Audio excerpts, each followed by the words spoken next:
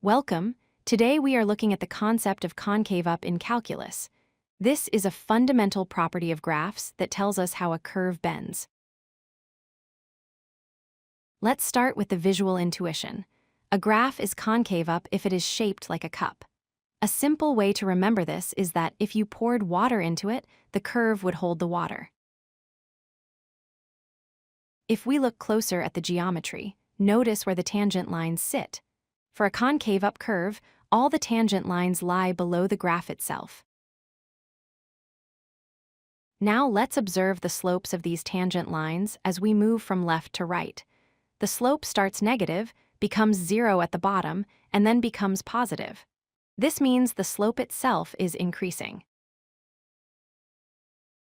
Since the first derivative represents the slope, and the slope is increasing, the rate of change of the first derivative must be positive. This leads us to the formal definition. The second derivative, f double prime of x, is greater than 0. Let's test this with a simple parabola, y equals x squared. The first derivative is 2x. Taking the derivative again gives us 2. Since 2 is always positive, this curve is always concave up. Comparing the two main shapes, concave up holds water and has a positive second derivative. Concave down spills water and has a negative second derivative. Curves can change their shape. The specific point where a curve switches from concave down to concave up is called an inflection point. At this transition, the second derivative is 0. On a complex graph, like this wave, we can identify intervals.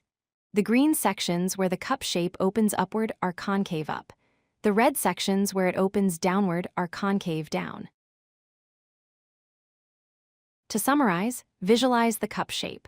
Remember that the slopes are increasing, and mathematically, always check that the second derivative is greater than 0. If you like this video, hit that like button and don't forget to subscribe. Visit codelucky.com for more such useful content.